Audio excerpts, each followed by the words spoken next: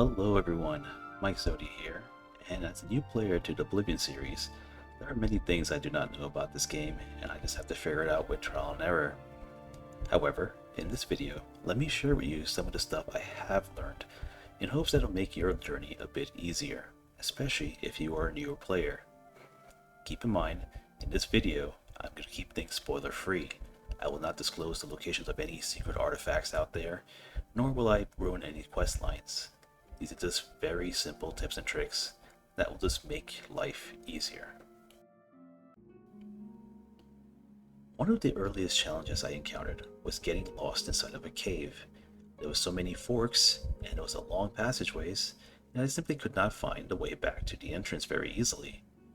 And unfortunately, I didn't know how to use a local map if there even was one. Well, it turns out there is a local map.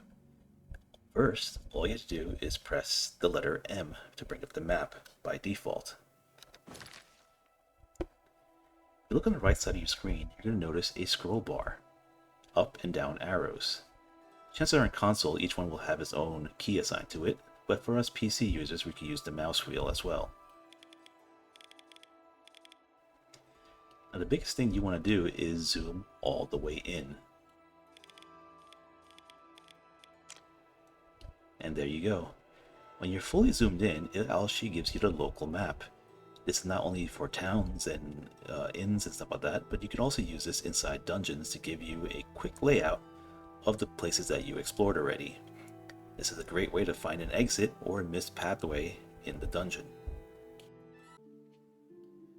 The next tip is to use the shortcut feature, which I think is one of the most important features in this game so far.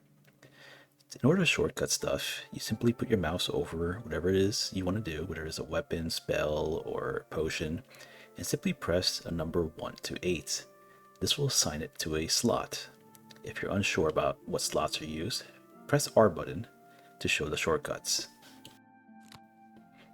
As you can see, you now have a wheel that displays everything that's been slotted into whichever slot.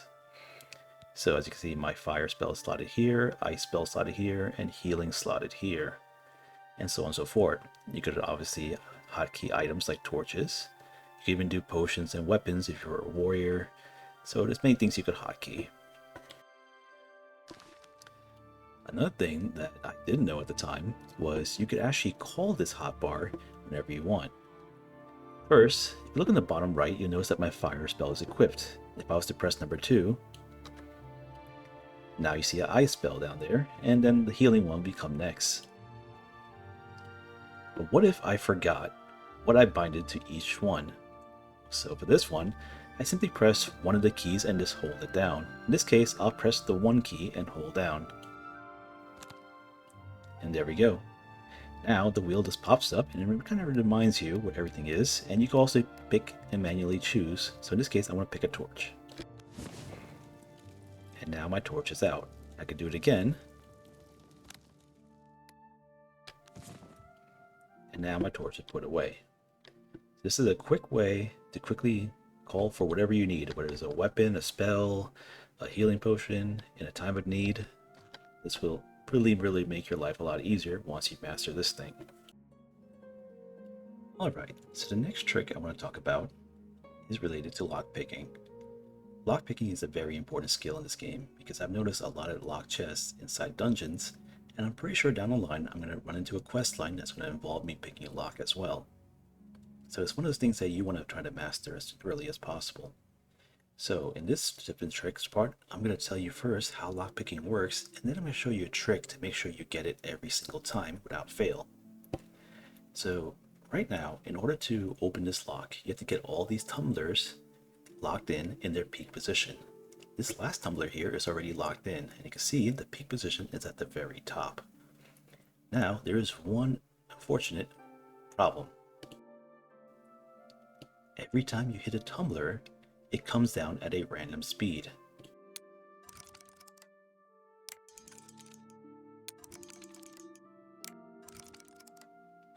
Sometimes these speeds are fast, sometimes these speeds are slow. For the sake of argument, we're going to call it movements A through D, A being fast and D being slow. A doesn't stay at the peak position very long and falls down almost immediately. So if you hit the spacebar, there's a good chance your pick is going to break. On the other hand, movement speed D moves very slowly and actually pauses for a second at the very top, giving you just enough time to hit the spacebar. Unfortunately, a lot of times you won't know the speed until you see it dropping. Take a look again.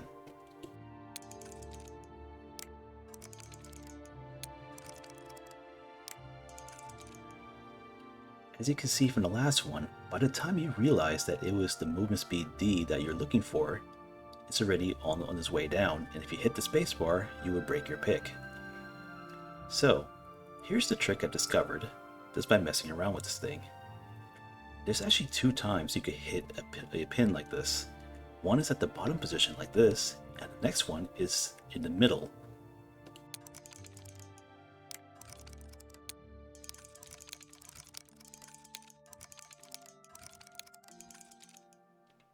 As you can see, I was able to hit it first at the bottom and then again in the middle while it was still falling down. For the sake of argument, I'm going to call these interrupts. Now if you look closely, there was one more thing you would have noticed when you saw me interrupt the pin from falling, and that was that it actually maintained the same speed. This means that if a pin was falling at movement speed A and you interrupted it, then the next time it falls down, it would also be movement speed A, and I could keep interrupting it to keep maintaining this movement speed. Take a look again.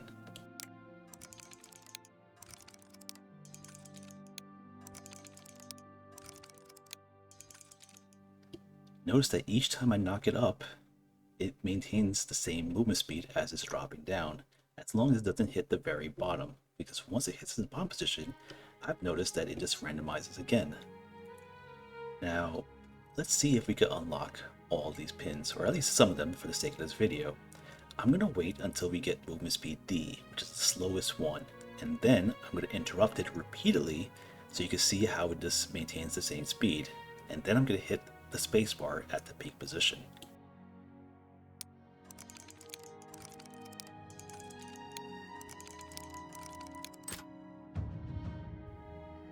Did you notice? On that first try, I managed to get movement speed D, which was very slow. And so by repeatedly interrupting it, I maintained that speed over and over until I was comfortable to time the spacebar button. Let's try it with the next one.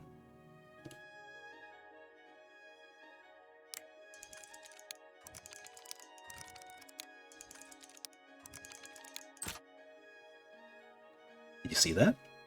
And keep in mind that this is a very hard, a hard lock, not a very hard. And the top right shows the difficulty. So this is a hard lock, and this is actually my wizard character I just created who has almost no skill in lockpicking. So this is something that any character can actually do once you get used to it. It's actually easier than Skyrim, believe it or not. Now, there is one last thing I want to mention, a warning. That is, I've encountered a few locks that worked a bit differently for some reason. I don't know if it was a bug or not, but I've noticed that when you interrupt it, it only maintains the movement speed one additional time, and the second interrupt will randomize it again. For those specific locks, you have to make sure you hit the spacebar on the first interrupt. So the moment you interrupt it and it maintains that speed, hit that spacebar to lock it in, because the second interrupt will then randomize again. Now, I haven't met too many of those locks yet, but if you do encounter one, just understand that's just a really weird lock compared to the normal ones.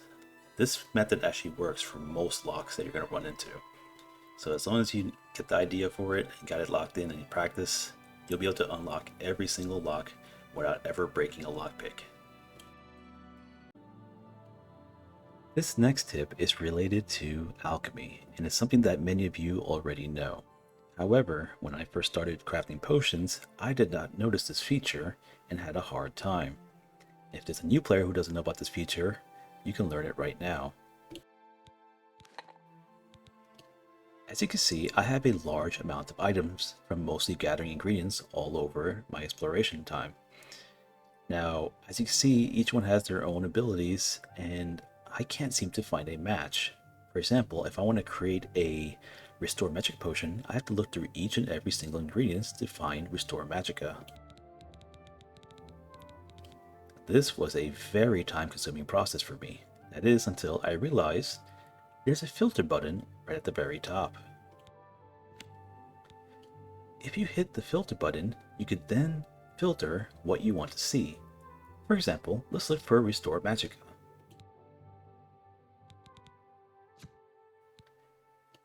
By clicking the Restore Magicka button, only ingredients that have the Restore Magicka property will be displayed. I can also choose more than one if I wanted to. Now, the only ingredients shown are ones that contain Restore Magicka or Restore Health. This makes it a lot easier to craft potions of very specific types.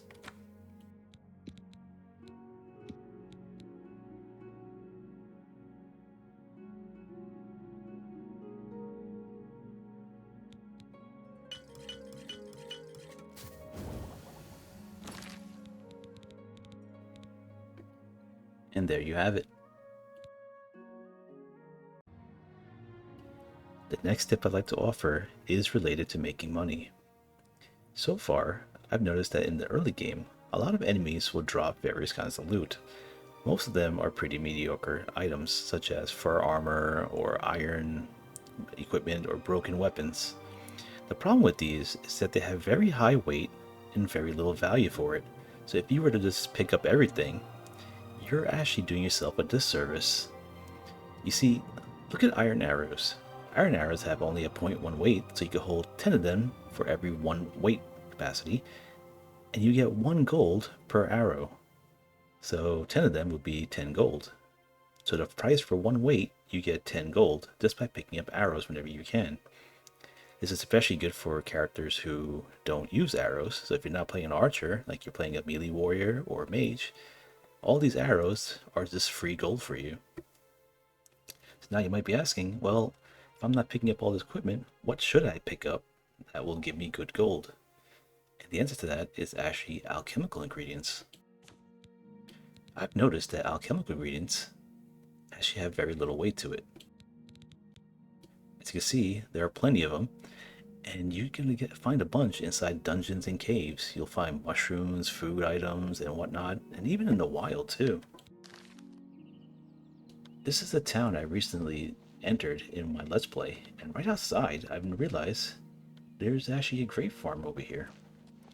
I'm pretty sure other towns will have something similar, or I'm pretty sure you'll find little cottages out there in the open area that probably have their own little small farms. And all you have to do is loot all this stuff. It's completely free. Just like that.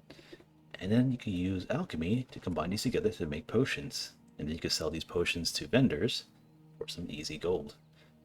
Now, I have noticed that some vendors will not buy potions. So just make sure you're selling to the right vendor, otherwise it won't appear on their selling menu. This next tip comes from my experience in playing Skyrim. As you know, if you catch a disease, you could easily drink a cure disease potion to cure it. However, there were times where I did not have a cure disease in my inventory and I didn't want to turn to a vampire either. So the way to solve this issue is to find an ingredient that actually has the cure disease property on it and consume it directly. I've actually tested it on Oblivion and it still works. For example, the mandrake root has a cure disease property. So if you were to catch a disease and you don't have a cure disease potion, you can simply eat this mandrake root and your disease will be cured. Now this is obviously just one ingredient. I'm pretty sure there's many out there that have cure disease properties on it. As long as you know the right one, just keep it in your inventory and it works the same as a cure disease potion. Now, if you're anything like me, you probably opened your map and took a good look at the sheer size of this place. It is big, and there's a lot of things to find out there in the wild. Unfortunately, doing this on foot can become very time consuming, so it'd be really nice if you had a horse. But unfortunately, horses cost money, and money is not something you have a lot of in the early game. However, just west of this very starting town of Citadel, there's actually a stable right over here. This chestnut handy stable will give you a free horse called the Old Nag. Is it the fastest horse? Probably not, but it's still faster than your feet could carry you, at least until you really crank up your speed.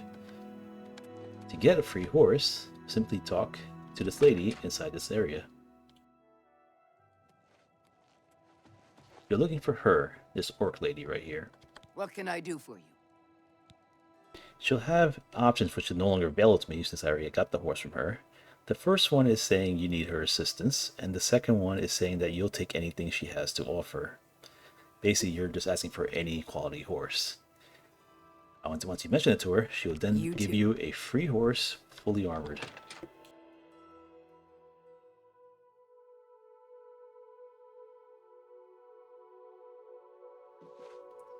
Here's a quick test of the armor, of the speed of the horse.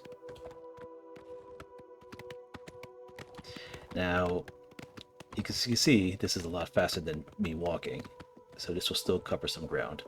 And the horse is pretty durable from what I've noticed. It actually took quite a number of monster and wolf hits, and it survived pretty well. Though I will warn you that for some reason, the monsters tend to prioritize your horse over you, which got to be a good or bad thing for you. But so far, my horse has survived quite a number of enemies, so it's pretty durable.